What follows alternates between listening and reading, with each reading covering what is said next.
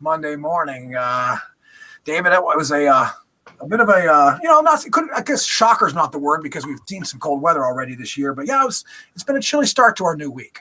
Yeah, temperatures down there in the 20s and 30s to start off the day. No snow out there, nothing more than just a few flakes. As a matter of fact, really, for the next few days, it's still going to be pretty quiet. And then we get into the weekend and we may have an isolated rain or snow shower. Is there like weird feedback coming through this?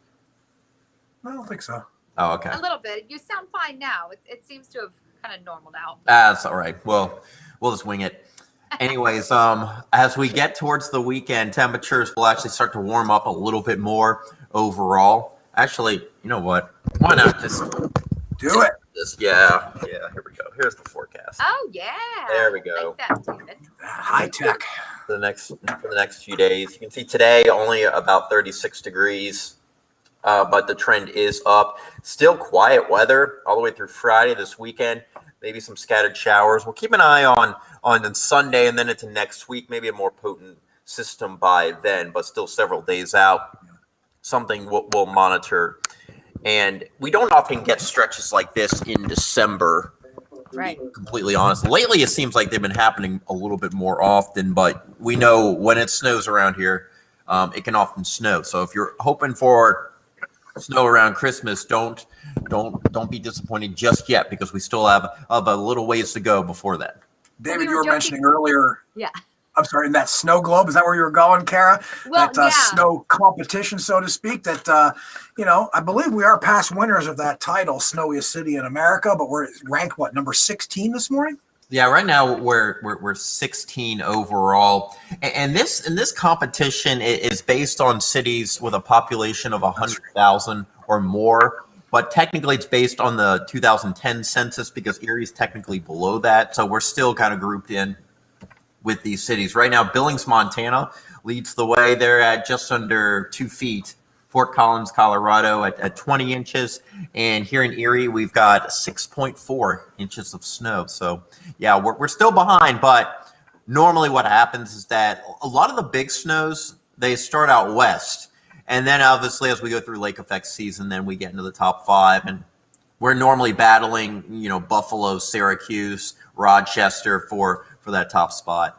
Well, we were joking earlier that there is this small window of time where I think a lot of people cheer for snow. They want it. It makes the lights look better. It gets you into kind of the Christmas spirit.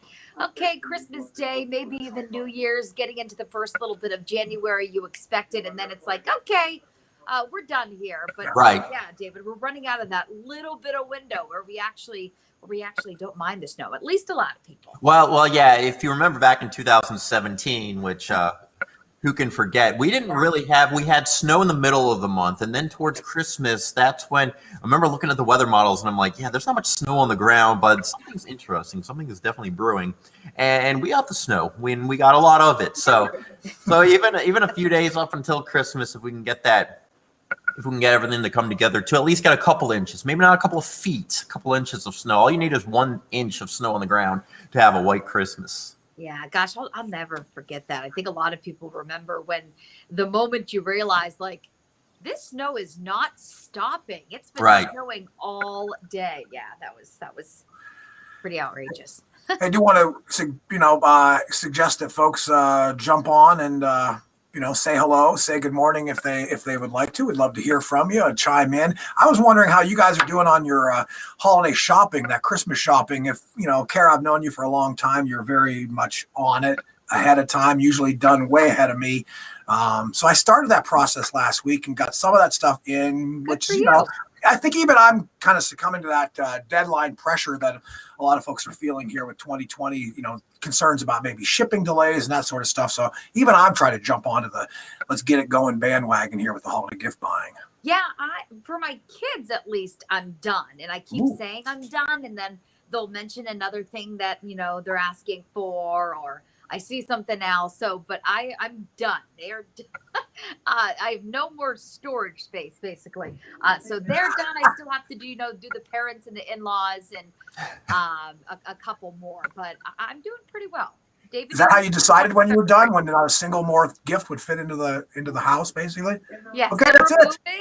So we have like boxes everywhere and stuff coming in for the move. So it's like a whole big mess. So that's my husband and my Christmas gifts to each other. Our new house. That's what we get this year. I was going to say, because a lot of folks, if they're watching, going, who moves in December? Come on. I know, with 3 kids and a baby. Yeah, I mean, what? It makes it interesting. There you go. You got to keep life interesting. That's right. David, you done shopping? No, not at all. I have ideas, but I still haven't pulled the trigger yet. I'm the worst at shopping for gifts because I overthink everything. And then I start going down the line and I'm like, do I have to buy a person this gift? And the thing is, it's always like if somebody buys you a gift, you feel like you have to buy them a gift back. Sure. I just want to make the statement now. I don't want any presents for Christmas. I don't want any presents for Christmas. See, a lot of times I like gift giving, and especially if you find that like perfect gift for someone that you're like, oh my gosh, they're gonna love this, or this is so that person. I love that, and I don't expect anything in return. So many times, you just want to show somebody, that appreciation. You give them that gift, and it's about, we're coming, obviously Thanksgiving's in the past, but this year, but yeah, it's about saying thanks. And so, yeah, but I do understand that reciprocal pressure. Yeah. Yeah. I'm always aware that I don't need to feel that way, but then I do feel that way. So it's emotional. It's an emotional struggle. Emotional struggle. I want to say good morning to Kim and Rick, who are joining us this morning. So good morning to you guys. I know this past week I sent out our family Christmas cards. It's like one of my favorite traditions. Oh, I just got it. Yeah. It's good looking card, no doubt. Traditions, and not so much sending them out, which I really love to do, but I love getting Christmas cards. I rush to the mailbox every day, like this stretch for the next couple of weeks up into December. I love seeing people's Christmas cards. I hang them in my house. So curious if people still send Christmas cards. Let us know in the comments. Are you team Christmas card, or is that just a tradition that you've kind of dropped? I was telling you, Kara, that we got together, had a small family gathering for a photo shoot last week, and we did it outside to try and maintain safety as much as possible. But I don't know what the wife's got planned with all those great holiday pictures, and I'm assuming that it's going to be a card that will be in your mailbox soon enough. So. I don't want to give away any more than that as far as the theme of the pictures goes. It's groundbreaking stuff. What about you, David? You guys do the Christmas card? Not yet, not yet at least. But I do love getting Christmas cards. I love whenever you open up the mailbox and you see a real stamp. It's not like one of those corporate stamp-on things to where it's like, oh my gosh, this is actual personalized mail, and it's something that you see, and it's just like it's like letters flashing at you that it must be open, and this must be the greatest thing ever, because you don't get things like that anymore. Yeah. Not a lot of good news comes in the mail. Right. Yeah, exactly. The big Steelers game coming up tonight at 5, and then the Bills playing on that Monday night game. So for local sports fans, it's kind of a packed Monday night, that Monday night doubleheader with those two local teams. Yeah, Steelers trying to stay unbeaten, and the Bills just trying to keep doing what they've been doing all year long. We could have all 3 local teams in the postseason. That would be wild. But just kind of the way things have been going. Everything's weird in 2020. It looks like, the success of the 3 local NFL teams, at least all in the same year, is kind of getting lumped into that very unusual category. Yeah, and then there's a Tuesday game. There's a game coming up tomorrow too, right?